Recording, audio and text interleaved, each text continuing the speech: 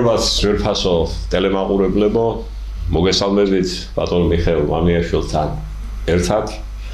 ჩვენ კვლავ ეთერში ვართ.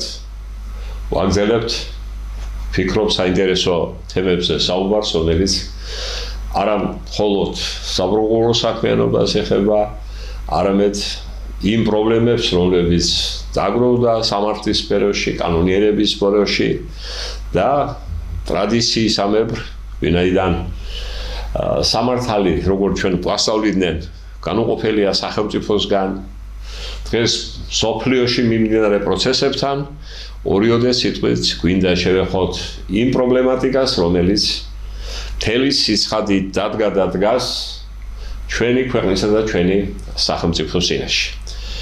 მოგესალმებათ, რომ ნებათაღელვა არ ხდება, არც ერთ მხარეს ოპოზიცია იქნება თუ უმრავლესობა, არ სურს თავისი პოზიციების დათმობა და ორივე მხარე მისთვის სასურველ არგუმენტებს იშველიებს ამა თუ იმ პრობლემის გადაწყვეტისას თუ რომელი მხარეა მართალი.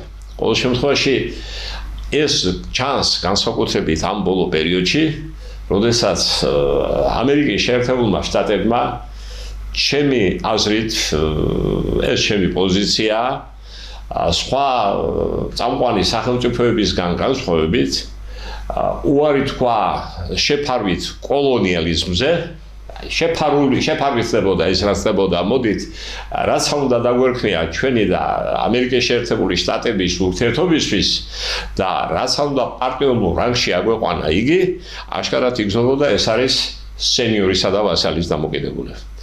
ეს გაცხადდა განსაკუთრებით მას შემდეგ, რაც ამერიკის შეერთებულ შტატებში ხელახლა იქნა არჩეული პრეზიდენტ ტრამპი.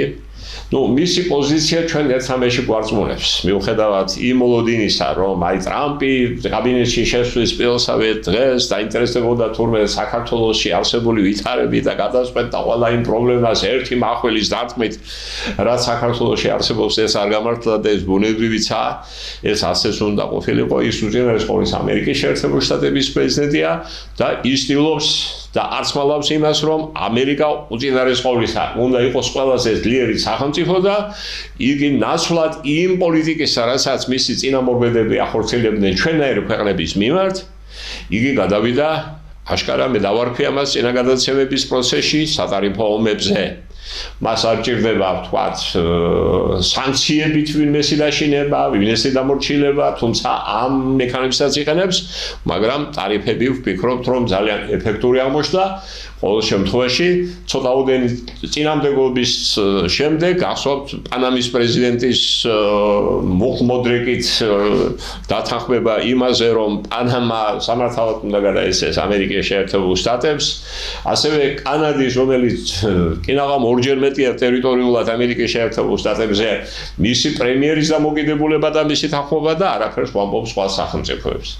ნებაყოფლობით ისინი აი ამ ურთიერთობებში ამჯობინებენ და აქცენტი, რომელიც აღებული აქვს მსოფლიოში პირველ სახელმწიფოდ ისევ ამერიკის შეერთებულ შტატების აღიარებასკენ, ეს არის გრენლანდიის მიერთება და ასე შემდეგ და ასე შემდეგ. ნახოთ, როგორ გამვითარდება მოვლენები, ყოველ შემთხვევაში 12-ში იქნება ძალიან მნიშვნელოვანი შეხვედრა მოგეხსენება თქვათ უკრაინის საკითხთან დაკავშირებით, ხოლო 14-ში მოლოდინი აქთა მსოფლიოს იმის, რომ ბოლოს და ბოლოს გაცხადდება ის გეგმა, რომელსაც ამერიკის შეერთებული შტატები წარმოადგენს ამერიკასა და რუსეთს შორის, რომელშიც ჩაფლულია, მოდით ასე ვთქვათ, პირდაპირ მთელი სამყარო ამ ომის დასამთავრებლად. და მანამდე მიმდინარე პროცესები იყო ძალიან მნიშვნელოვანი სამართლებრივი თვალსაზრისით, ჩვენ დავაანონსეთ კიდევაც წინაგადაცემის პროცესში და შემდეგში Facebook გვერდზე იყო თქვენი და ჩემი მიმართვა, როდესაც მოუწოდებდით, რომ ენახათ ის გადაცემა, რომელიც გავიდა გუშინ დაიწყო მისი გადაცემა, გაზიარებულია ჩვენს მიერ და დაინტერესებულ პირებს შეუძლიათ იხილონ. იქ ჩვენ გავაჟღერეთ საკითხი მთელ რიგ თემატიკასთან დაკავშირებით და მნიშვნელოვანი მათ შორის არის ვფიქრობთ ორი რამ. აი რამდენად გამართლებულია ვთქვათ საკანონმდებლო ცვლილებები, რომელიც სახელმწიფო ჯგუფმა შემოგთავაზა ნუ ყველა მათგანს ეცხადია ჩვენ საუბარი ვერ გვექნება, მაგრამ ორიოდე სიტყვით შევეხებით შეურაცხყოფასთან დაკავშირებულ პრობლემატიკას, ვინაიდან ეს პრობლემატიკა ჩემთვის პირადად და თქვენთვისაც არ ახალია, წლების მანძილზე ვმუშაობდი და 2023-4 წლებში დაწყებული ეს თემატიკა პრაქტიკულად აქტუალური გახდა დღეს, ამიტომაც ამოვიღე ესენი და კიდევ ერთხელ შევახსენებ გამყურებას ზოგიერთ დებულებებს ამ წიგნიდან. თუმცა მანამდე კიდევ ერთი მომენტია ძალიან მნიშვნელოვანი. ეს არის ეხება საკითხს იმის შესახებ, რომ იმ დემარშმა, რომელიც საქართველოს დელეგაციამ ევროპულ საპარლამენტო ასამბლეაზე გააკეთა, გამიგეთ, ეს ზოგიერთი პოლიტიკოსის და სამწუხაროდ მათ რიგებში ჩვენ ხედავთ იურისტებსაც, ადვოკატებსაც, ესე იგი მათი გამონათქვამებიდან ჩანს ისე რომ აი ამ დემარშს ევროკავშირთან ურთიერთობის შეჩერება და ვარქვათ ამას თუ გინდა შეწყვეტა, ამას შედეგად მოყვება ის, რომ საქართველოს მოქალაქეები დაკარგავენ ადამიანის უფლებათა ევროპული სასამართლოსთვის მიმართვის შესაძლებლობას. ანუ იმ ქმედით მექანიზმს, როდესაც მოქალაქე არ ეთანხმება თავისი ქვეყნის, ამ შემთხვევაში საქართველოს სამართალდამცავ ორგანოებისა და სასამართლოს გადაწყვეტილებას, რომ მას ესპობა ევროსასამართლოში საჩივრის მიმართვის შესაძლებლობა.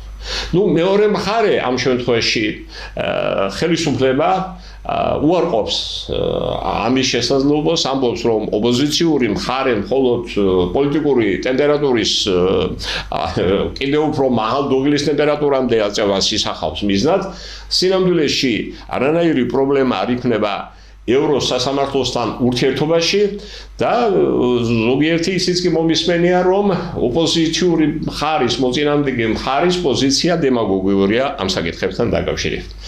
მინდა გითხრათ ერთი რამ, პირველ შემთხვევაში თუ ოპოზიციას ის წარმომადგენლები, რომლებიც აპოკალიფსურ სურათს გვეხატავენ, ძალიან აჭარბებენ, მეორე შემთხვევაში ხელისუფლების წარმომადგენლები და მათი მხარდამჭერები მე ზოგიერთი მყავს-ხედულობაში ისინი სრულად არ წარმოაჩენენ იმ პრობლემატიკას, რომელიც შეიძლება წარმოიშვას ევროსასამართლოსთან ურთიერთობაში. აქედან გამომდინარე, ჩვენ გადაცემას ვინაიდან მიზნად აქვს დასახული კანონისა და სამართლიანობის ურთიერთმემართების პრობლემატიკაზე გაცნობიერება მოსახლეობის, ჩვენ გადავწყვეტეთ ჩვენი მოგზაურებული აზრი გამოთქვათ ამასთან დაკავშირებით. პირველი ევროკავშირთან ურთიერთობის შეწყვეტა ამ ეტაპზე მოახდენს თუ არა გავლენას ევროსასამართლოში საქართველოს მოქალაქეების მიმართვასთან დაკავშირებით. გადაჭრით შეიძლება ვთქვათ, რომ ევროკავშირის სტრუქტურაში არ შედის ადამიანის უფლებათა ევროპული სასამართლო, იგი ევროსაბჭოს სტრუქტურაა და აქედან გამომდინარე საფრთხე, რა თქმა უნდა, ის რომ ევროკავშირთან ურთიერთობა ამ ურთიერთობის ნორმალიზებამდე ხელისუფლებამ შეწყვიტა, გავლენას ვერ მოახდენს ევროსასამართლოსთან ურთიერთთანამშრომლობაზე. ეს მინდა ცალსახად და გამართულად ვთქვა. რატომ? ევროკავშირი და ევროსასამართლო იურისტებმა კარგად ვიცით, რომ ეს განსხვავებული სტრუქტურებია. რაც თუნდაც იქიდან ჩანს, რომ მეორე მსოფლიო ომის შემდეგ ადამიანებმა დაინახეს ძალიან დიდი და სერიოზული პრობლემები. რაც შექმნა ვთქვათ ფაშისტურმა გერმანიამ, ფაშისტურმა იტალიამ და მათმა სატელიტებმა. მათ ისიც კარგად დაინახეს ადამიანებმა, სხვადასხვა ქვეყნებში მცხოვრებმა ადამიანებმა და მათი მეშვეობით უკვე ხელისუფლებმაც, რომ ამ პრობლემების წინააღმდეგ ბრძოლა თითოეულ ადამიანთან თქვენ წარმოვიდგენთ სახელმწიფოსაც კი გაუჭირდებოდა. აქედან გამომდინარე მომწიფდა აზრი და ჯერ შეიქმნა გაერო მოგეხსენებათ ომი დამთავრებული არ იყო წესიერად და 1949 წელს იქნება, ეს არის 5 მაისი ლონდონში, შეიკრიბნენ 10 ქვეყნის წარმომადგენლები, ეს არის დასავლეთ ევროპის სახელმწიფოები, მათ შორის ბელგია, დანია, გაერთიანებული სამეფო, ირლანდია, იტალია, ლუქსემბურგი, ნიდერლანდები, ნორვეგია, საფრანგეთი და შვედეთი. მათ შექმნეს ევროპის საბჭო. მას შემდეგ ევროპის საბჭოს წევრთა რიგები განუხრელად იზრდება და 99 წლის 27 აპრილს სტრასბურგში საქართველოს ოფიციალურად აღიარეს ევროპის საბჭოს 51 წევრად. ახლა დღეს მდგომარეობით ევროპის საბჭოში არის სულ 46 სახელმწიფო, ხო? ბოლო სახელმწიფო თუ არ ვშტები იყო კოსოვო, რომელიც აღიარეს, ხო? ამ პროცედურის ფარგლებში აქ საუბარია 59 წლის 5 მაისი. საქართველოს აღიარებული იქნა ევროსაბჭოს წევრ ქვეყანად. ამ პროცედურის ფარგლებში ხელი მოეწერა ევროსაბჭოში საქართველოს გაწევრიანების პროტოკოლს, ასევე ხელი მოეწერა ადამიანის უფლებათა და ძირითად თავისუფლებათა რომის 1950 წლის ნოემბრის ევროპულ კონვენციას და კიდევ ერთ მნიშვნელოვან კონვენციას სამართლებრივი თვალსაზრისით, ეს არის კონვენცია სამართლებრივ საკითხებში ურთიერთდახმარების შესახებ. ახლა ევროპის საბჭო დიდი პოლიტიკური გაერთიანება 46 სახელმწიფოს აერთიანებს. მისი მიზნები, გაცხადებული მიზნები, ეს არის ადამიანის უფლებების დაცვა, სრულად დემოკრატიის დაცვა, კანონის უზენაესობის დაცვა, ევროპული კულტურის მრავალფეროვნების შესახებ ცოდნის ამაღლება, ევროპული კულტურის განვითარება, ისეთი პრობლემების გადაწყვეტა, როგორიც არის უმცირესობის დისკრიმინაცია, შიიტში, შემწყარებლობა, გარემოს დაცვა, ნარკოტიკი, ორგანიზებული დანაშაული და სხვა. რაც შეეხება ევროკავშირს, მისგან განსხვავებით, იგი შეიქმნა სულ სხვა მიზნები და სულ სხვა დასახელება ჰქონდა მას წლების მანძილზე. ეს შეიქმნა 1951 წელს ქანახშირისა და ფოლადის წარმოებასთან დაკავშირებით მძლავრი ეკონომიკური თანამეგობრობის შესაქმნელად, ამიტომაც ერქვა მას გარკვეული წლების მანძილზე ევროპული თანამეგობრობა. 57 წელს კი 28 სახელმწიფო ფაქტობრივად დააფუძნა ევროკავშირი და აი ამ 28 წევრის შემადგენლობით ევროკავშირმა იარსება 2020 წლის 31 იანვრამდე, ანუ იმ დრომდე, როდესაც გაერთიანებული სამეფო ამ შემთხვევაში რეფერენდუმის გზით გამოიყო ევროკავშირს. დღეს მასში გაერთიანებულია 27 სახელმწიფო. ეს აშკარა ჩანს, რომ მსხვილი ფოლადის მწარმოებლები, ქვანახშირის მწარმოებლები, ანუ ეკონომიკურად ძლიერი სახელმწიფოების ინტერესების დასაცავად შეიქმნა ეს ეკონომიკური კავშირი იყო თავიდან, მაგრამ შემდგომში მან პოლიტიკური მიზნები შეიძინა, მაგრამ ახლა ევროპის საბჭოსგან რო განსხვავდება ფაქტია, ხო? სად 46 სახელმწიფო საგაერთიანებულია მაშინ და სად აქ არის 28 სახელმწიფო, თუნდაც 27 სახელმწიფო.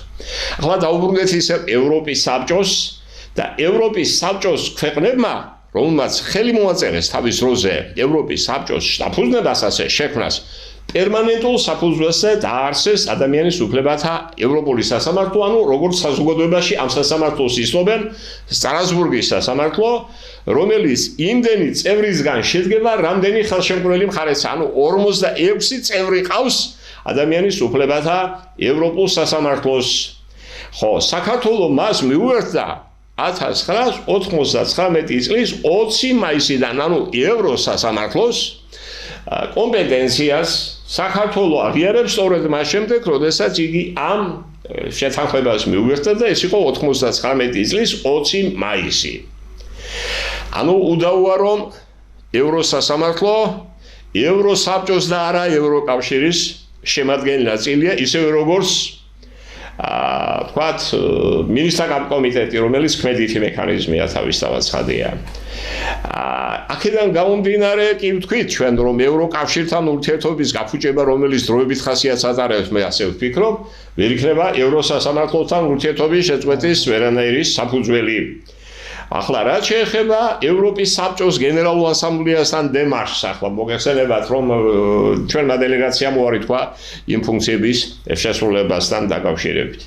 ახლა ევროპული ასამბლეა, ევროპის საბჭოს გენერალური ასამბლეა ძალიან მნიშვნელოვანი სტრუქტურული ერთეულია თავისთავად. აი ახლა მაყურებელს მინდა განუმარტო, რა საქმიანობას ეწევა იგი. პირველი ირჩევს გენერალურ დივანს, ირჩევს ადამიანის უფლებათა კომისარს, აკვირდება ევროპის ქვეყნებში არჩევნების ჩატარების მიმდინარეობას, უზრუნველყოფს დემოკრატიული ფორუმების და დებატების ორგანიზებას, შეხვედრებს და ირჩევს ადამიანის უფლებათა ევროპული სასამართლოს მოსამართლეებს. ანუ აი ამ ნაწილში ურთიერთობის გაფუჭებამ შეუძლია გარკვეული გავლენა მოახდინოს არა მთლიანად ევროსასამართლოს ფუნქციონირებაზე და იქ მიმართვიანობაზე საქართველოსგან, არამედ მხოლოდ ერთ კომპონენტში მოსამართლის არჩევნებთან დაკავშირებით. ეხლა ჩვენ არაერთ გადაცემაში ხაზგასმით აღვინიშნავს, რომ ვურჩევდი ჩემს კოლეგებსაც და მათ შორის ახალგაზრდებიც ბევრი არიან, როდესაც ამა თუ იმ თემაზე განცხადებას აკეთებენ უაპელაციოდ, მოუხმონ შესაბამის წყაროებს, ხო, მტკიცებულება მოიყვანონ, აქტი ან და ასე შემდეგ. აი ახლა ჩვენ რომ არ დავემსგავსოთ იმ ადამიანებს, ამიტომაც ის რაც ჩვენ ვთქვით, რომ აი ამით შემოიფარგლება, ამის დასადასტურებლად მიგითითებთ კონკრეტულ ნორმატიულ მასალას. ეს არის ადამიანის უფლებათა და თავისუფლებათა ევროპული კონვენციის 22 მუხლი პირველი. ესე იგი, ხელშემკრელი მხარე წარადგენს 3 კანდიდატს ერთი მოსამართლის თანამდებობაზე ევროსასამართლოში, ანუ საქართველოს შეუძლია კი არა, ვალდებულია წარადგინოს 3 კანდიდატი და ევროსასამართლოს საპარლამენტო ასამბლეა ამ შემთხვევაში ამ 3 კანდიდატიდან ირჩევს ერთ მოსამართლეს. ეს ჩანს 22 მუხლში და კიდევ ერთ ადგილას ადამიანის უფლებათა ევროპულ კონვენციაში არის დასახელება ადამიანის ევროპის საბჭოს გენერალური ასამბლეის. ეს არის 21 მუხლის მეორე ნაწილი. და იქ რა წერია? როდესაც წარადგენს ქვეყანა 3 კანდიდატს, ის პირველ რიგში, სანამ აირჩევდეს ამ 3-დან ერთს გენერალური ასამბლეა, ამოწმებს რას?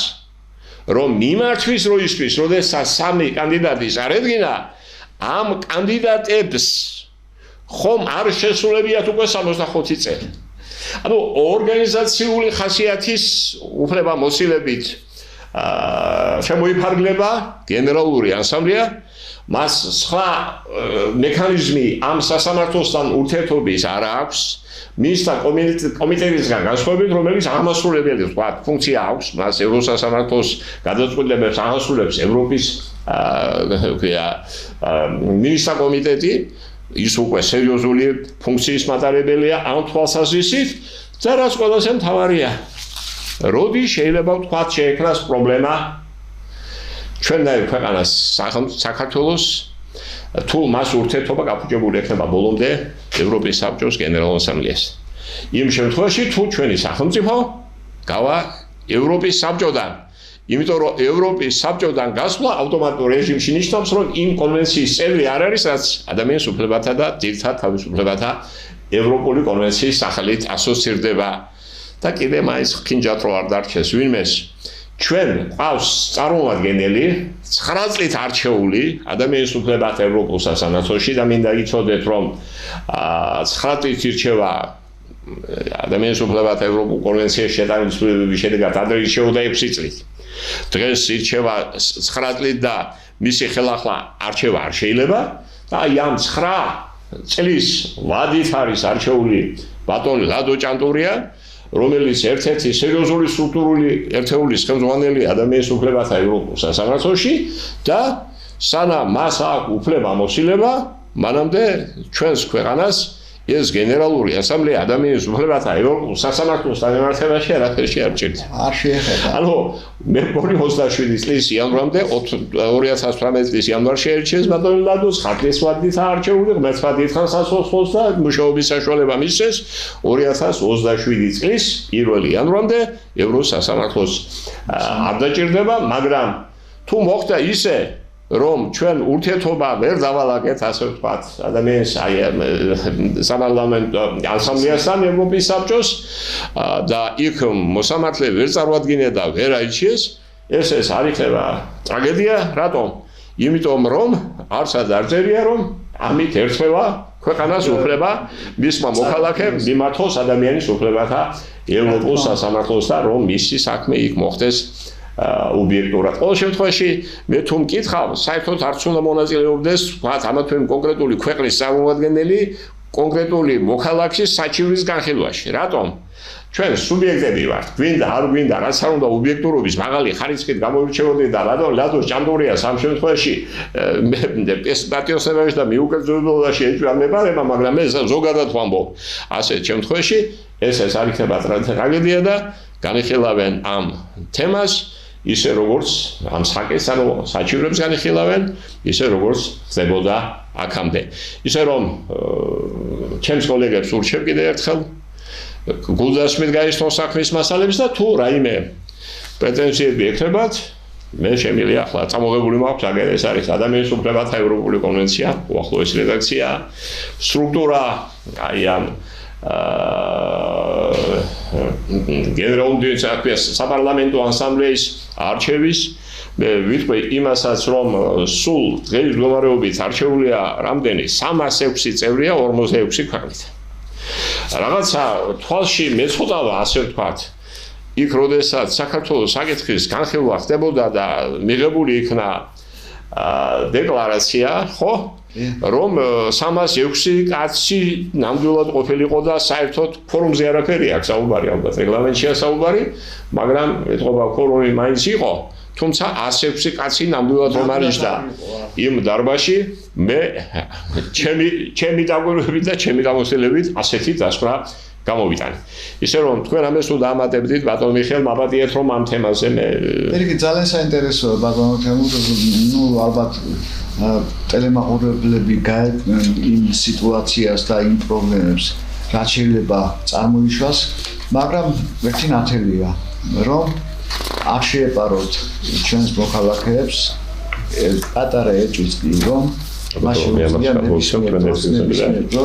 მიმართონ სასამართლო, იმიტომ რომ როგორც ბატონმა თემურმა აღნიშნა, ეს შედის ევროსაბჭოს პრეროგატივაში და ევროსაბჭოს ემორჩილება ადამიანის უფლებათა დაცვის ეს სასამართლო და აქედან გამომდინარე ის რომ აგერ ევროკავშირის ასამბლეასთან გაფუჭდა ურთიერთობა გამოვიდა, თქვა საქართველოს შეწყვიტა, ეს სრულებით წარნიშნავს იმას, რომ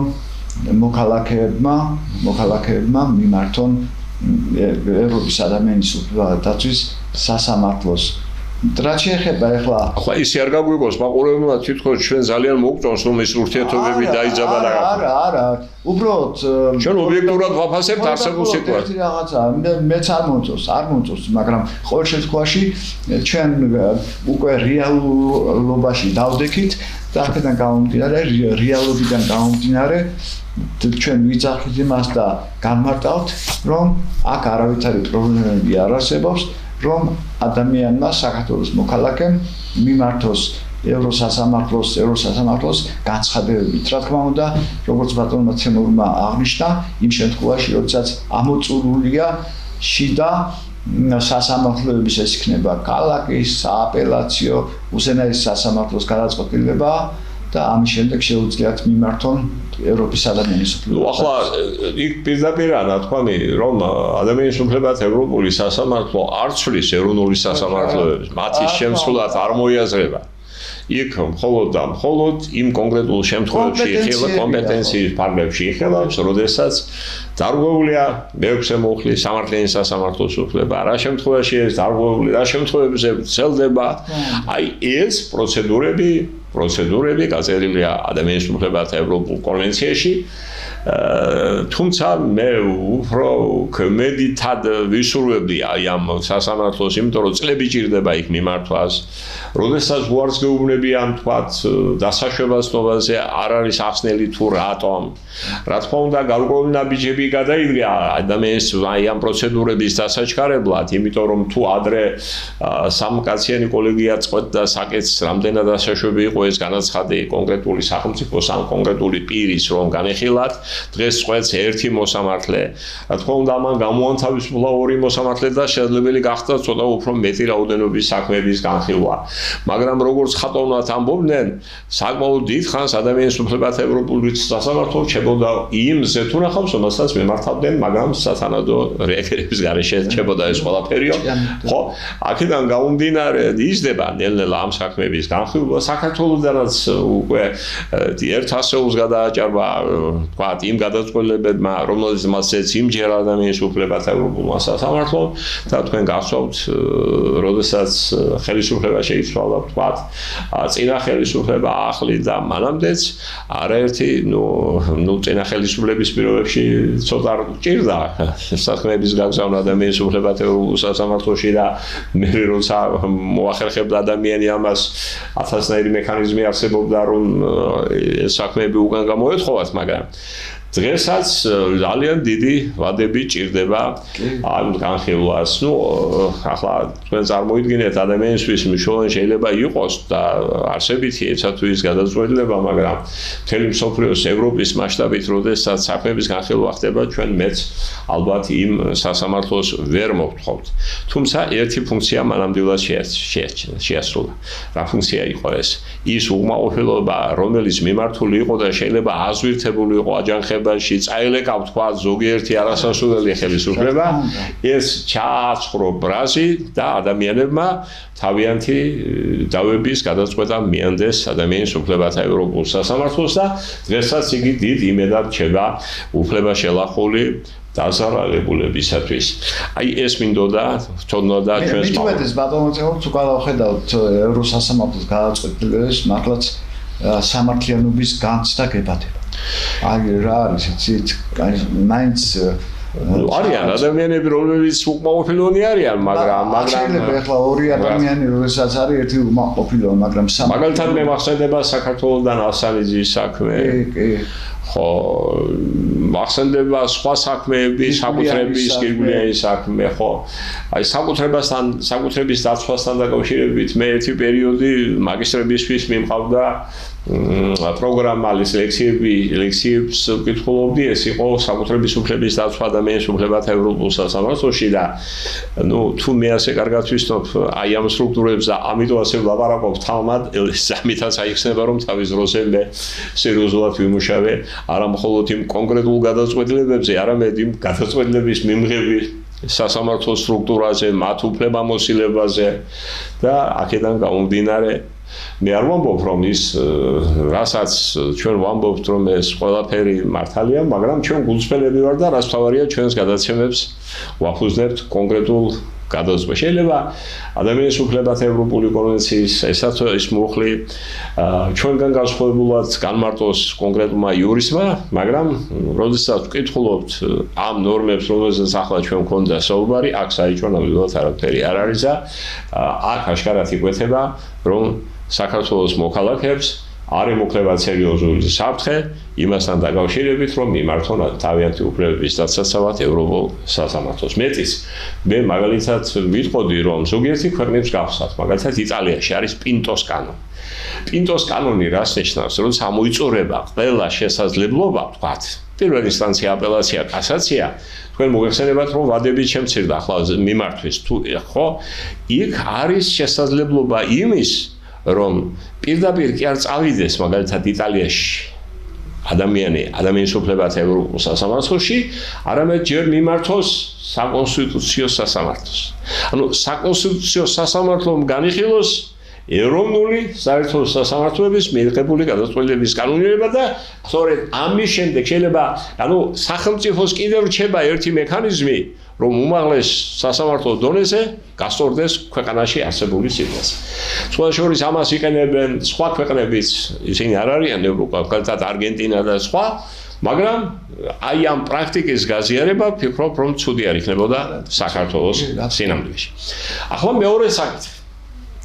ეს არის მიღებული კანონმდებლობების შესაბამისობა არსებულ ვითარებასთან, ხო? ახლა მოსწონს ეს თუ არ მოსწონს ვიღაცას სახელმწიფო საქართველოს როგორც სახელმწიფო იწყებს ჩემი აზრით სუვერენულ რელსებზე დადგომას. ანუ უკვე გაცხადდა ის, რასაც ჩვენ ამდენი წელია ვამბობ და რაც დავიწყეთ ჩვენ და ამ წიგნშიც ჩანს ეს აშკარად. როდესაც ჩვენ სოფლიოში არსებულ ვითარების მიმოხილვას ვამბობდით და მოყავდა მაგალითები. ამით რას ვამტკიცებდით? ვამტკიცებდით, რომ ამისგან განსხვავებული მდგომარეობაა საქართველოში, ეს აუხსნელია, მაგრამ ეს აუხსნელი იყო იმ დროს საზოგადოების უმეტესობისთვის, თორემ დღეს დაფარული გაცხადდა. ეს იმიტომ, რომ იწერებოდა ეს კანონები საქართველოს საზღვრებს გარეთ და ემსახურებოდა იმ ძალიან დიდი ჯგუფების დაფინანსებასა და მათი ინტერესების დაცვას იმ შემთხვევაში თუ ისინი კანონსაწინააღმდეგო ქმედებებს ჩადიოდნენ, როგორიც არის თქვა USAID-ის. ხო, აი საცეცები წარმოგიდგენია დღეს იყო სია და მე უბრალოდ დავიღალე წაკითხვით. რამდენი ორგანიზაცია ყოფილა, რომელიც ფინანსდებოდა ამ ხო, აი მაგალითად გვატემალაში დაუფინანსებიათ 6 მილიონი ამერიკული დოლარით სქესის შეცვლის ხონს. ქვეყანა ამერიკის შეერთებული შტატები მყავს მხედველობაში ამ შემთხვევაში, რომელიც დეფოლტის წინაშე დგას. 33 ტრილიონზე მეტია გვალი, საგარეო ღვალი. და მათ შორის ყველაზე მეტი ვალივსი აქვს ჩინეთის. ანუ ჩინეთის ემუქრები და ჩინეთის ვალი და მასე ხარ დამოკიდებული, ხო? აი ასეთი ქვეყანა რომ პოულობს თავის თავში შესაძლოა ძალას, რომ შექმნას აი ასეთი ორგანიზაციები, თქვათ, მე არ ვამბობ იმას, რომ სახელმწიფოს არ უნდა დაეხმაროს, მაგრამ ეხმარება ფედერალურების მოწყობაში, გადატრიალებაში, თავის მოქალაქეებისთვის ქმნის სასათბურე პირობებს, გამიგეთ, რომ ეს არის თურმე ის რაც ჩვეულებრივ ვითვლება, მაგალითად, ლობი აქვია, კორუფციულ დანაშაულად, ვიღაცის ინტერესებს რო დაიცავს საქართველოს ინამდვილეში და პიროვნებად, მათ შორის პარლამენტარი და ამაში ფულს აიღებს, გასამჯელოს აიღებს, ეს არის კორუფცია, ხო? კორუფცია, მაგრამ ხო, ამერიკის შეერთებულ შტატებში ამას კორუფცია კი არ ქვია, ლობიზმი ქვია. აგერ ლინკსონი მოძღვრავს, ხო? ბილსონი, რომელიც როგორც იწერება და მე არ ვიცი ეს რამდენად მართალი ყოველ შემთხვევაში ამის უარყოფელი მე განცხადებები არ მომისმენია, ერთ პუბლიკაციაში და ერთ იენის დასვენებაში ყებულობს და 1000 ამერიკულ დოლარს, ხო? ესე იგი ფულის კეთების საშუალებად იქცა. და რა გააკეთა ტრამპმა, ეს არ გაცხადებულა, მაგრამ მე და შენ ხო ვიცით, რას აკეთებს? ეს ყველაფერი ემსახურებოდა აი ეს თანხების ხარჯვა, ქვეყნის ეკონომიკური ძლიერებისთვის ძირის გამოთხრა, ახლა ტრილიონებზეა ლაპარაკი, 33 ტრილიონი ვალი როცა ქვეყანაში. ამ დროს ემსახურებოდა ეს თანხების, ვთქვათ, გასცემა დემოკრატიული მიზნებისათვის, რას? რომ ზოგიერთი მოხელე ჩინოვნიკი გამდიდრებულიყო. რატომ? ყველასთვის ცნობილია და დასამალიც არ არის, რომ ამ თანხების ნაწილი ათკატის სახით ბრუნდებოდა უკან. ხოლო იქ ის ორგანიზაციები ემსახურებოდნენ გათეთრებას ამ პოლიტიკის, იმ პოლიტიკის, რასაც ის ხალხი აწარმოებდა მაშინ და იმ ადამიანების გაშევებას, ვის დაბედავდა ხმას ამოიღებდა ამის წინააღმდეგ. ხო იყვას? საქართველოში მე მიმართო ტელემაყურებლებს მინდა. ვინმეს დღევანდელი აი რაც გაცხადდა, რაც ჩვენ ვიცოდით, მაგრამ როგორ თქვა, გიჟად შეგვრაცხავდნენ, ხო? ესე იგი, დამლაგებელს ვერ დანიშნავდით ამ არასათანადო საქმეა სამთავრო ორგანიზაციებისა და მათი მფარველი საელჩოების, ზოგიერთი ქვეყნის საელჩოების წარმოადგენლების გარეშე. ეს რეალობა იყო. ახლა დღეს ყველა საუბრობს იმაზე, რომ იყო, თქვათ, ამ ხელისუფლების გადატრიალების ცდილობა. ხო? იყო. თუ ეს იყო, ამას გამოძიების დაწყება ჭირდება. და მეორეც 2003-ში იგივე ძალებმა ხელისუფლებას ჩამოაშორეს. იმ დროს არსებული ხელისუფლება და ჩარესხილების იარლიკი ჩვენი თაობა რო გარიყეს და ფაქტობრივად არაერთი ადამიანი შეეწირა თავისი მდგომარეობიდან გამომდინარე, იმიტომ რომ ვერ შეეგუა ესეთ ლანძღვაგინებას და შეურაცხყოფას. ამაზე გამოძიება არ უნდა დაიწყოს, ის შემდგარი ტერაის იყო, რა ქვია, სახელმწიფო გადატრიალება. იგივე თქვა, თუ შეიძლება ითქვას უკრაინასთან მიმართებაში და სხვა, ხო? ახლა დგება საკითხი იმასთან დაკავშირებით, რომ ნულანდი გახსოვთ, ეს იყო სახელმწიფო მდივნის მოადგილე, ხო? ქალბატონი. და ორცხობილებს არიგებდა. რატო არ დაარიგებდა? თუ იქ დაფინანსება შეადგინა 5 მილიარდი დოლარი, გამიგეთ იმ გონიზიების. იქ საკმაოდ სუყე ლუკმა შეხვდებოდა ვიღაცას. ხო? აი ყველაფერ ამას თუ თავის სახელი არ დაერქვა ბატონო მიხეილ, მაშინ ჩვენ ლაპარაკობთ, მაგრამ რეალური შედეგის მომტანი არ იქნება, რომ კანონი უნდა იყოს სამართლიანი.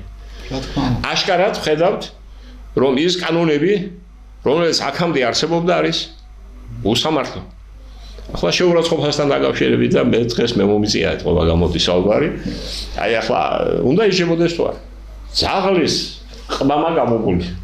1000 ნაშრომი დავწერე. ყველაფერი რაც კი მაქვს დაწერილი იმასთან დაკავშირებით ეს არის შეურაცხყოფა და სილისაღება უნდა იყოს დაჟადი კოდექსში გათვალისწინებული ქმედება უნდა იყოს როგორც იყო ადრე შეიძლება სხვა შინაარსით მაგრამ უნდა იყოს აუცილებლად ბატონო დღეს რა ახალია ეს ამბავი ადამიანს განანძღავ მიწასთან გაასწორებ სასამართლოში თვეები კი არა წლები იჭირდება რომ თუნდაც მიაღწიოს შენთვის სასურველ შედეგს და ეს ადამიანი მერე ყველას რა ვინც ტელევიზიით მოისმინა, ლანძღვა გინების ნიაღვარი კონკრეტულ პეცთან დაკავშირებით, ის სასამართლო გადაწყვეტილება რა პირადად ესწრებება თუ რა შეასახ. დღეს ნიჰილისტური გადაწყვეტილება, ის მართალი იყო რაც ითქვა ამ ადამიანზე, ხო გახსოვთ თქვენ ესა? მაგრამ აი ასეთი მედიტი მექანიზმი ქვეყანაში არსებობს. ახლა გერმანიაზე ვლაპარაკობ ჩვენ ქვეყანაში დღეს საუბარია და სხვადასხვა შორის სწორი გადაწყვეტილება მიიღო მე თუ მკითხავთ მართლ ვარდიამ რომელმაც გამჭვირვალობის შესახებ კანონს გაუქმებას დაანონსა და ამავე დროს განაცხადა ჩვენ მივიღებთ ამერიკული ფარას გავს საგანონმდებლო აქტი. თქვენ ნახეთ მერე როგორი მკაცრია ის ამერიკული და კუდის გაქნების საშუალება რო არ ექნება ვინმეს და გამჭირვალე რომ უნდა გახდეს თქვენი საქმიანობა და ბიზნესი. მე რაღაც სიტყვით ამერიკის შეერთებული შტატები თურმე 1918 წლიდან ჩაიყარა ამას საფუძველი დამწინში მე მაქვს ამას საუბარი რო ხდებოდა ეს გამ. ხო 36-ში მიიღეს ეს კანონი და ახლა დღეს რომ თქვა რომ იმ დროს ბატონო ისინი რუსეთს უჭერდნენ ხარს კი არა რუსეთის საწინააღმდეგოდ მიიღეს თავის დროზე ეს კანონები აი ამასაც ვერ გაიქცევით ჩემო ძვირფასო კოლეგებო ვინაიდან თქვენ ამტკიცებდით იმას რომ რუსეთის და თქვათ გერმანიის ფაშიზმის წინააღმდეგ იქნა თავის დროზე ის კანონი რომელიც გამჭვირვალებას ეხება ამერიკის შეერთებულ შტატებში იქნა მიღებული და თუ ეს ასეა მაშინ კეთილი უნდა ინებოთ და უნდა დაემორჩილოთ მას. ხო, ისე როგორც გერმანიაში 10 მუხლის სისამართლის კოდექსში აქვს დათმობილი შეურაცხყოფა. კი, შეურაცხყოფა ცილისამება ის სისამართლებრივი წესი დაჟადია. ხლა ვისაც არ ახსოვს, შევახსენებ ბატონო, აგერ ამ ჩემი ზიგიდან სხვაგან არცად არ მივდივარ. და ნებისმიერ შეუძლია შეამოწმოს. გერმანიის სისამართლის კოდექსში შეურაცხყოფას როგორც დანაშაულს დათმობილი აქვს 10 პარაგრაფი. კერძოდ გერმანიის ფედერაციულ რესპუბლიკაში სამართლებრივი წესი დაჟადია ფედერალური პრეზიდენტის შეურაცხყოფა რომელიც ითვალისწინებს თავისუფლების საქმეთა 3 თვიდან 5 წლამდე პარაგრაფი 90 სახელმწიფოსა და მისი სიმბოლოების შეურაცხყოფა 5 წლამდე თავისუფლების აღკვეთის ან ფულადი ჯარიმით იჟება პარაგრაფი 90a კონსტიტუციით გათვალისწინებული სახელმწიფო ხელისუფლების უმაღლესი ორგანოების ჭხილებში საგანმანათლებლო ორგანოს მთავრობის საკონსტიტუციო მიწების სასამართლოებისა და მათი წევრების შეურაცხყოფა იჟება თავისუფლების საქმეთის 3 თვიდან 5 წლამდე პარაგრაფი 90b უცხო სახელმწიფოსა და მათი წარმოადგენლის შეურაცხყოფა იჟება 3 წლამდე თავისუფლების საქმეთის ან ფულადი ჯარიმით პარაგრაფი 103 რელიგიური საზოგადოებების რწმენისა და აღმსარებლობის შეურაცხყოფა იჟება 3 წლამდე თავისუფლების საქმეთის ან ფულადი ჯარიმით პარაგრაფი 166 და ჩვეულებრივი შეურაცხყოფა ანუ ერთმანეთს მომიმართავენ და მათ შორის მოხელეებსაც იჟება 1 წლამდე თავისუფლების საქმეთის ან ფულადი ჯარიმით ხოლო შეურაცხყოფა რომელიც ჩადენილია მოქმედებით თუნდაც 3 თითის კომბინაციის შენებით, თქვათ, შარვის შახტი და საჯდომის შენებით და ასე შემდეგ, იჟება 2 წლამდე თავისუფლების საქმეთის ან ფულადი ჯარიმით პარაგრაფი 185. აი ახლა საინტერესო რა არის, რომ გარდაცვალებასთან დაკავშირებით გარდაცვლილი ადამიანის შეურაცხყოფა გარდაცვლილი ადამიანის შეურაცხყოფისთვის სისამართლებრივი წესით პასუხისმგებლობაა გერმანიის სისამართლის კოდექსში. ანუ ეს რას ნიშნავს? ადამიანი გერმანიაში უდიდეს სიმდიდრეთ მიიჩნევა და სამშობლოსა და ხალხის საკეთილდღეოდ გაწეული ღვაწლი ღირსეულად ფასდება როგორც სიცოცხლეში, ისე მისი გარდაცვალების შემდეგ და ვინც ამ ვალდებულებას არ ასრულებს, მორალურ ზნეობრივ ვალდებულებას იგი იჯება სისხლის სამართლის კოდექსით. კერძოდ მეუღლეს, შვილებს, ასეთი სარყოლის შემთხვევაში გარდაცვალების მშობლებს და ძმებს, შვილიშვილებს პარაგრაფის 77-ის ნაწილი მეორე უფლება აქვს, როდესაც გამოქვეყნდება ინფორმაცია გარდაცვალების პატივისა და ღირსების შეურაცხყოფასთან დაკავშირებით, სამთვიან ვადაში შეიტანონ საჩივარი და მოითხოვონ სისამართლის საქმის აღძვრა. 199 პარაგრაფია, რომელიც ითვალისწინებს 2 წლამდე თავისუფლების აღკვეთას ან ფულად ჯარიმას. ხოლო თუ მიცვალებული სოვნის შეურაცხყოფელი ცნობები გავრცელდა, წერილობით ან გადაიცა, მასობრივი ინფორმაციის საშუალებით ეს დაყვალიფიცირებელი გარემოება, სისამართლებრივი დევნის აღძვრას გარდაცვლის ახლობელთა თანხმობა არ ჭირდება. ხედავ კერძო ბრალდების უკვე დაუშვათ არ არის. საჯარო ხდება. მაშინაც კი, როდესაც ისინი სისამართლის საქმის აღძვრის წინააღმდეგები არიან. ანუ გამოძიების მწარმოებელმა ორგანომ შეიძლება არც გაითვალისწინოს მათი პოზიცია. ნუ საჯარო ბრალდებაა. ხო, კი ბატონო. ხლა, ამის შემდეგ მე არაფერს ვლაპარაკობ. ჩემო ბატონო მიხეილ თქვენ კარგად იცნობთ ამ წიგნს. კი. აი, შეურაცხყოფასა და სილისამება, ნუ რახან დღეს მე მომეცი და დამითმევთ გადაცემა, ხო? აი, ნახოთ ბატონო, ჩემო, ხო, ამერიკაზე ვილაპარაკეთ, იქ პოლიციის მუშაკის რაც ვერა დაუჯდა მოქალაქეს და ის დავამატო მინდა იმ ჩემს წინაგადაცემას, რა იყო, თქვათ, აი კონფლიქტის მიზეზი პოლიციასა და მოქალაქეს შორის. პოლიციელი იდგა გზის მონაკვეთს აკონტროლებდა. დაინახა რომ მის ქვეშ გადასასვლელით კი არ სარგებლობდა მოქალაქე, არამედ გადადიოდა პირდაპირ მზადკეცილს. და საფრთხეს უქმნიდა როგორც თავის სიცოცხლეს, ასევე ავტომანქანის ბრძოლებს და სხვა. უთხრა რომ ნუ გადახვალთ აქო ისარგებლე, ვინ გეკითხება შენ? შენ ფაშისტო. აი ეს გახდა მიზეზი რომ პოლიციის მუშაკისათვის ფაშისტის მიმართვას მოყვა 5 წლამდე თავისუფლების აღკვეთა. ახლა ეს ქვეყნა როა ესეთი გამონაკლისები არ არის, აბატონო, ნახოთ სხვა ქვეყნებში.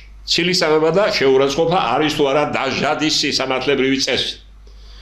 ჰოლანდიაში სისხლის სამართლის წესით იჯება როგორც ზეპირი, ისე წერილობითი სილისამება და ეს არის 261 მუხლი. ჩახედეთ ბატონებო და ნახეთ და დარწმუნდით. ასევე თვით უბრალო დიფამიციანურ შეურაცხყოფას კი 266 მუხლია ამ ქვეყნის სამართლის კოდექსში. შვედეთში სისხლის სამართლებრივი პასუხისმგებლობის საფუძველი შეიძლება გახდეს სხვა პირთა მიმართ თუნდაც შეურაცხმყოფელი ეპითეტების გამოყენება. მეტის ინგლისის მსგავსად პასუხისმგებლობის ინგლისის კანონის ანალოგი რეცეფცია მოხდება როგორც ამერიკის შემთხვევაში, ისევე ინგლისთან დაკავშირებით, მედიასთან დაკავშირებით ამ კანონების სიტყვა-სიტყვით გადმოღებას აპირებენ, რასაც რეცეფცია ქვია და რაც ჩვეულებრივი პრაქტიკა გადმოტანა სიტყვა-სიტყვით, იმიტომ რომ ჯერ კიდევ 1912 წელს თურქეთმა ჯერ მოახდინა გერმანიის სამოქალაქო კოდექსის რეცეფცია, ხოლო მე ათათურქის დროს იმის გამო რომ ათათურქის მთავრობის იუსტიციის მინისტრი შვეიცარიაში სწავლობდა, შვეიცარიის იქაური პროფესორა და კანონმდებლობა მოსწონდა, შვეიცარიის სამოქალაქო კოდექსი გამოიტანეს და დღემდე მოქმედებს, თქვათ, გარკვეული ცვლილებებით თურქეთში. ხო გავაგზავნოთ ინგლისის მსგავსად შვეიცარიაში რა ქვია, შვედეთში 1776 წლის აქტი პრესის თავისუფლების შესახებ, რომელიც დღემდე ძალაშია, ითვალისწინებს პრესისა და ჟურნალისტის ერთობლივ დასჯას სილისამებისათვის, სისამართლებრივ დასჯას. ამასთან თუ გაზეთი პიროვნებას უსაფრთხო დებს ბრალს დანაშაულებრივ საქმიანობაში, ან ამ ხელს მას მორალური თვალსაზრისით მიუღებელ საქციელში, რითაც ცდილობს კონკრეტული პირის მიმართ შექმნათ საზოგადოებრივი სიძულვილის ატმოსფერო, თვით მასმედიის ხელმძღვანელის მიმართაც შეიძლება აღეძრას სისამართლის საქმე სილისამებისათვის. შვეიცარიაში სიტყვიერიან წერილობითი ფორმით, ასევე ჟესტიკულაციით სხვა პირის შეურაცხყოფა ითვალისწინებს სასჯელს თავისუფლების აღკვეთის სახით. მუხლები ამ ქვეყნის სამართლის კოდექსის 177 მუხლი. ამ ქვეყანაში დასჯადია სილისამებაც 173 მუხლი. ანალოგიური მდგომარეობა პოლონეთში. ცილისამის და შეურაცხყოფასთან დაკავშირებით 212 და 216 მუხლები. ბულგარეთში 156 მუხლი.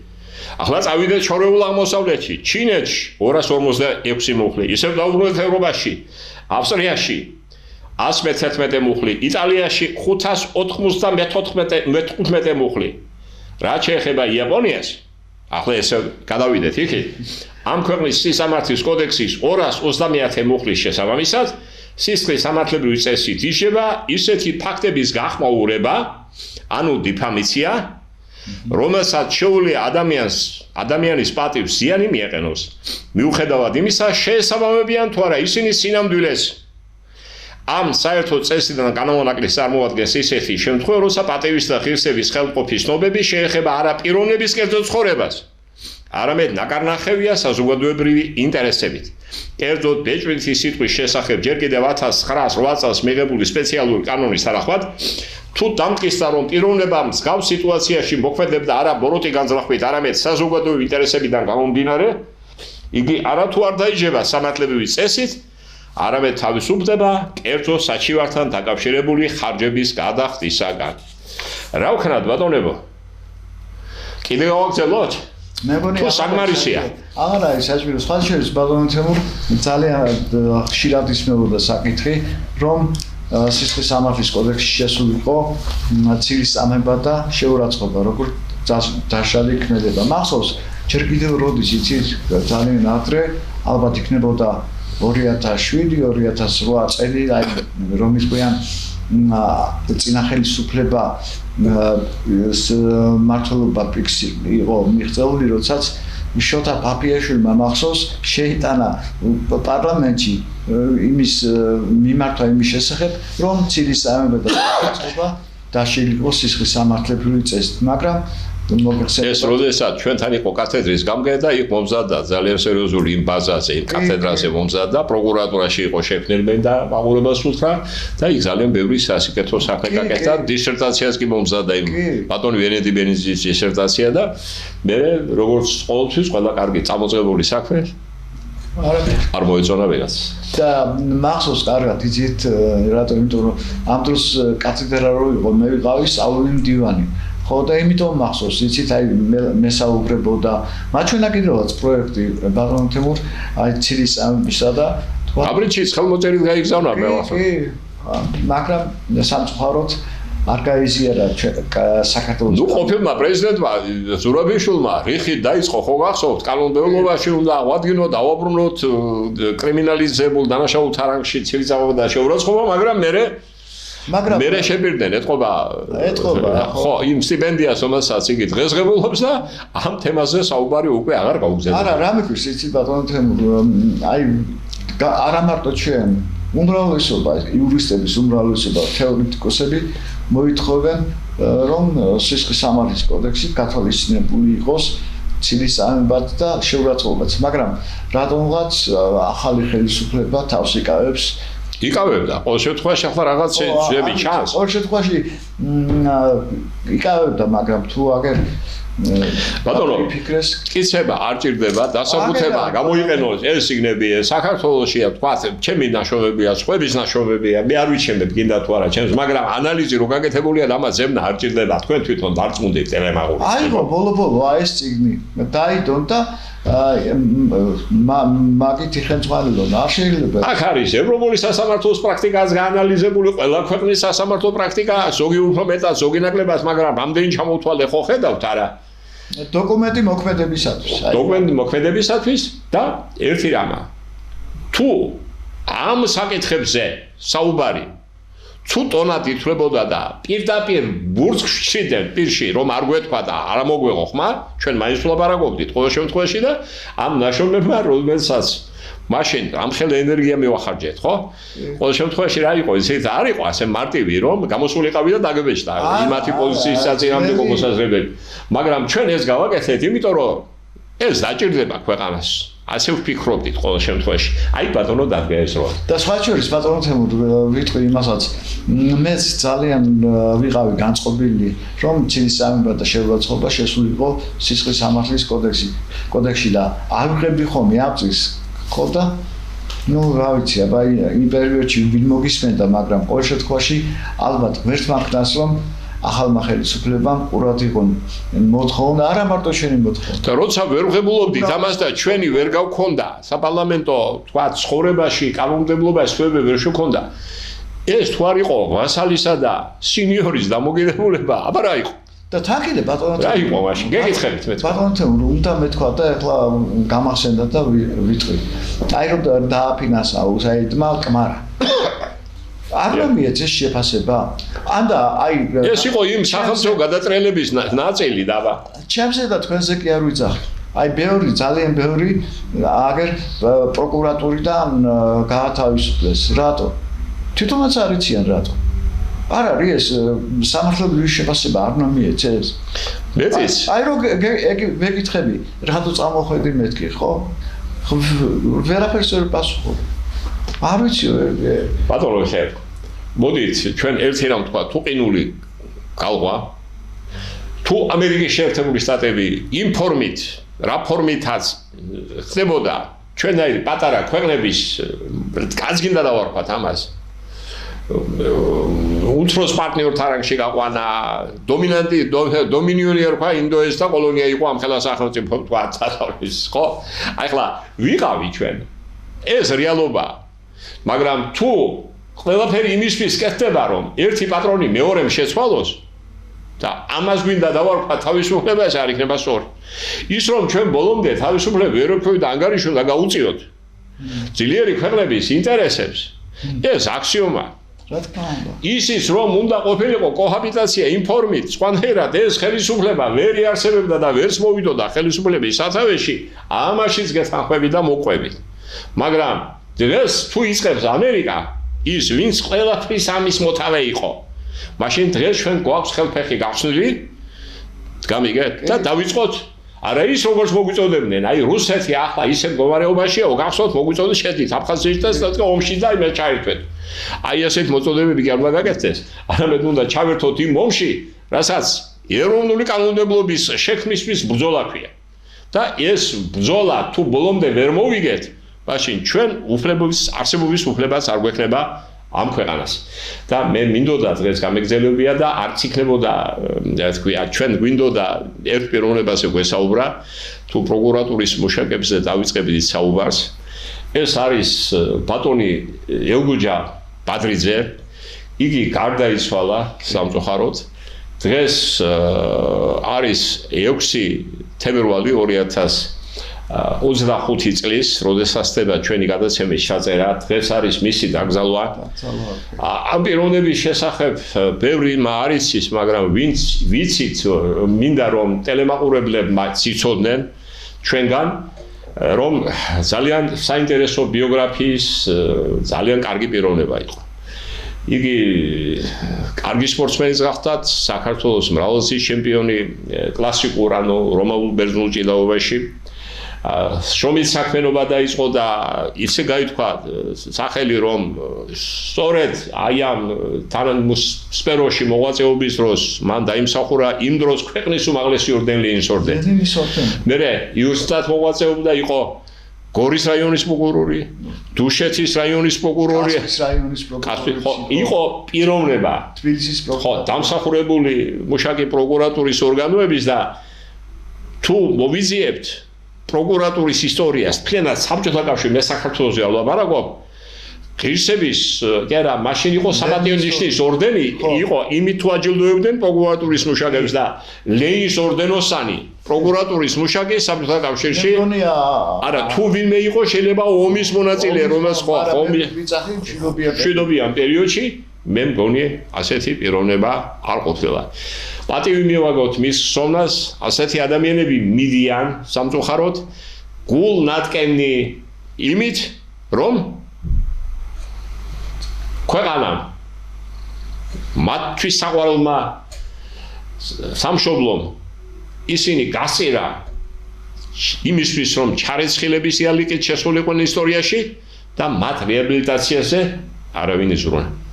აი ჩვენი ვალია ეს ადამიანები შევახსენოთ ქვეყანას ამ გადაცემებს სწორედ ეს დანიშნულებაც აქვს რომ უთხრათ რომ ყველა ის ადამიანი ჩვენ არ ვამბობთ იმას რომ ყველა რძეში დაბანილი ანგელოზები მუშაობდნენ პროკურატურაში ვერც იქნებოდნენ მაგრამ ის რომ ეს სტრუქტურა საჭირო იყო და საჭირო იქნება მომავალშიც აქ 200 არ არსებობს თუ პატივს არ ვცემთ პოლიციას არ დავაფასებთ შეურაცხყოფას მივაყენებთ რა ნამუსი და სინდისი ვთხოვთ მაშინ მათ დაცვას იგივე პროკურატურის მუშაკებს ასე ერთი ხელის მოსმით ამ კადრების განადგურება გაშვება და სტრუქტურების გაშიშვლება ხეირს რომ არ მოიტანს ეს ცხოვრებამ დაადასტურა ისე რომ თხილად და ყურადღებით ჩემო ქართველებო აი ესაა ჩემი მოწოდება და შემიძლია ვთქვა კიდევ ელგუჩა ბაბიძეზე ბატონ თემური რომ მომიწია მასთან მუშაობა თბილისის პროკურატურაში თქვენ მართალი ბრძანდებით იყო უაღრესად განათლებული კვალიფიციური იურისტი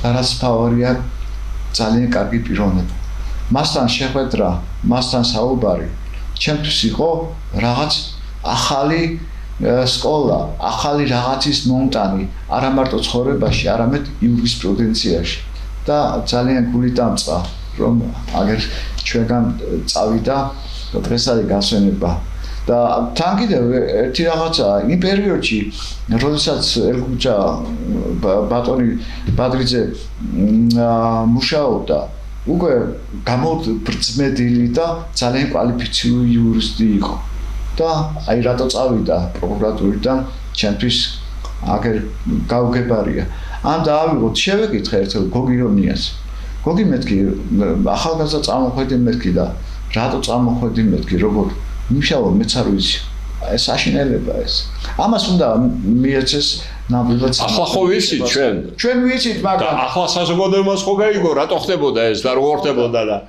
რომ ეს იყო ფაქტობრივად ხელისუფლების შეცვლა იმ ფერადი რევოლუციებით რომელიც ფინანსდებოდა უცხოეთიდან რომელთა წარმოადგენლებით სამწუხაროდ ჩვენი ახლობლების ნაცესავების არიან რომლებიც ფინანსებიან და აი თანხებს იღებენ მე ვერ გავამტყუნებ იმიტომ რომ ძოქს ოჯახში იმდენად უჭირს ის არსებობს წყაროა მისთვის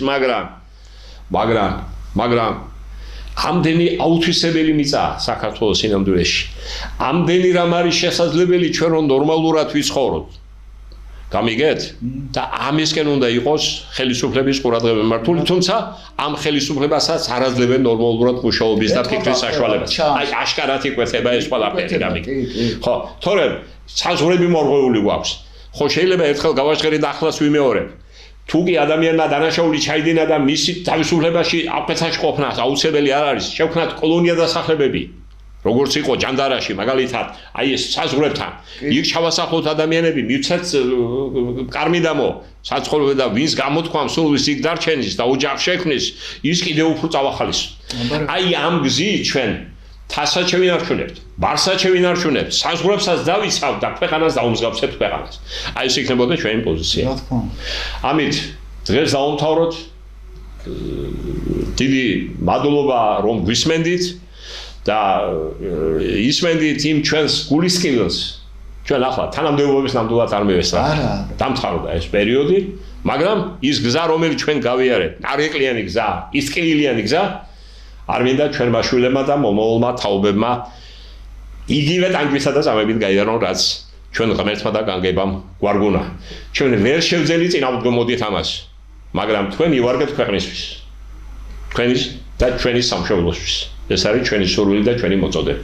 ამენ. კარგად ბრძანდებოდეთ. კარგად ვთვალებთ.